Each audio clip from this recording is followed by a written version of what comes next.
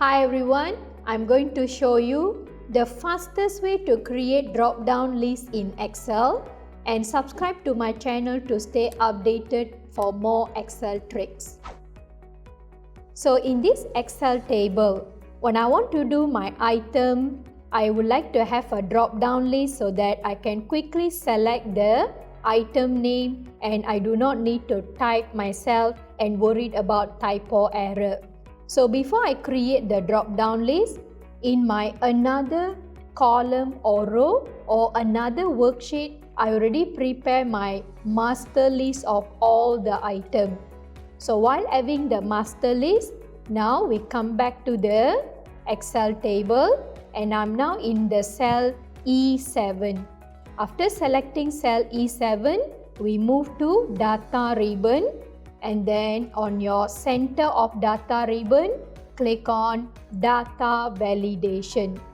After clicking, we are coming to the dialog box for data validation. So you come to the settings tab and now it shows allow any value. So click this drop down and we are selecting list. After selecting list, we get another box as source. So position the cursor in the source and then we move to where is our master data. So I'm going to select my master data, pen until, marker, and as I said, it can be also from another worksheet and you can select from there. Once we selected, click OK. And now when I go to my cell E7, there's an arrow at the side. I click the arrow, then I can see my drop down. Then I can just choose to put in my item name. So this video you learn how to create the fastest way to create drop-down lists in Excel.